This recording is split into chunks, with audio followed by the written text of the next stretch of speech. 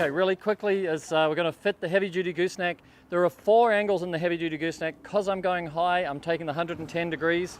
I push it in here and I look for the lug to lock into the number 1 clamp, and that stops any rotational torque. I grab the extension that I want. In this case, I just want the short one, but they go out to 2 or 3 feet. And then I do the same there and I lock that off. And then I can grab my brush, and again I'm going to look for the lug on the rhino tip here. You'll see under there's a lug. That's going to drop in there, and that means that none of these parts are going to spin when it's up on the glass. And then, just in this case, I haven't tightened this up so I get the orientation right, and I want it like that with the hydro blade on top. Okay, now we're ready to hook up the tube. All right, so this is just to show you how it should look when all the tubing is done. So we've got the dual feed into the constructor brush. So we've got the center feeding the end cap jets. We've got this one feeding through around to the hydro blade. And then we're bringing this back in a loop to the number 1 clamp where there's a push fit. And then we can open this up just a little bit. We then connect our main tube here. So now all the weight of the tube is going to be carried here. And if we're running external, these are brand new, so you just got to stretch them in there. If we're running external, then I'll just open these up a little bit, it makes it a little bit easier. What we're doing is we're going to put the rhino tube into the tube runner. Yep. So just clip it in. And basically, you know, you stretch it a little bit, because when they're brand new, they're a little bit tighter. There we go. So the benefit of tube runner is we can now keep the tube with the pole so that it's not hanging down and the weight is being distributed down the pole rather than just pulling down. So when you're working at extreme heights, it pays to keep your tube supported. And so tube runner and rhino tube go real well together. All right, so just before we go to use the pole at extreme heights, then we want to check that all of the clamps are accurately tightened. And the way with rhino clamps is we tighten them as much as we can by hand, all the way down. So just go all the way down, tighten them off as much as you can, and then come back up, open it to 90 degrees, so it's fully open, and turn it half a turn, and then lock it. Open to 90 degrees, turn half a turn, and lock it like that. And you'll find that that is the sweet spot.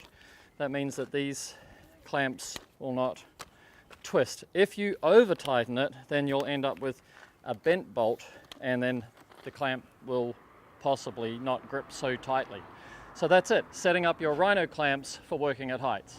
All right, so straight out of the box, your plus A, this is a Pro plus A, and your plus B will look like this. The end is pushed in, and what we need to do is pull that out and expose all of that yellow. That's going to create our overlap at the other end when we go to join the Precision into this. And again, we might as well set these clamps up, turn them as tight as you can by hand, then open them and close it another half turn, and then close it.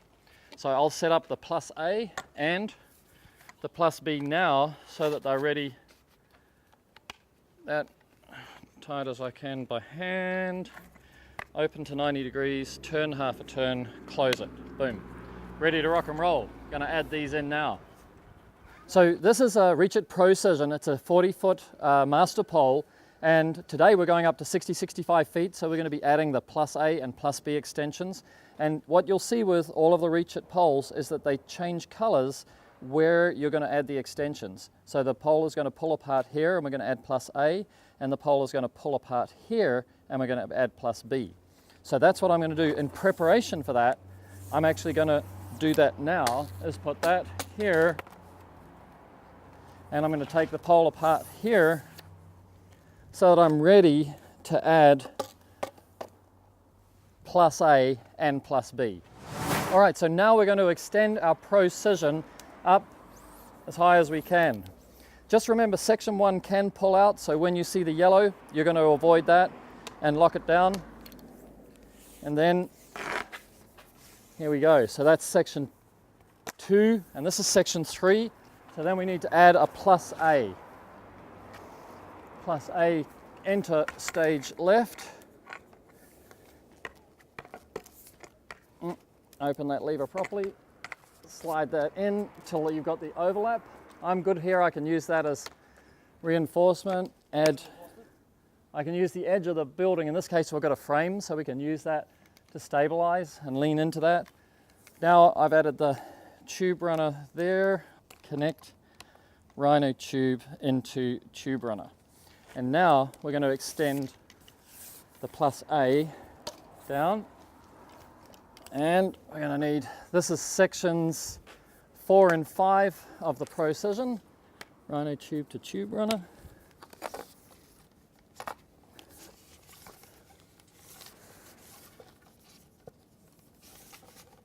It's good. What height are we at now? 1, 2, 3, 4, 5, 6, 7, 8 times 6 is about 50 feet. Now we need plus B. Enter, I'm going to come back a little bit just to stabilize that a little bit. Right, so we have the colored overlap here and we've got a colored overlap at the bottom.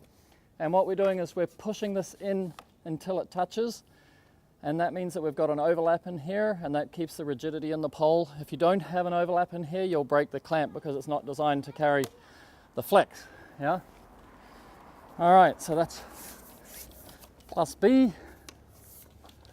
Good, and now I need the rest of the Reach It Mini, precision. Lock. Yeah. I might have needed a plus C.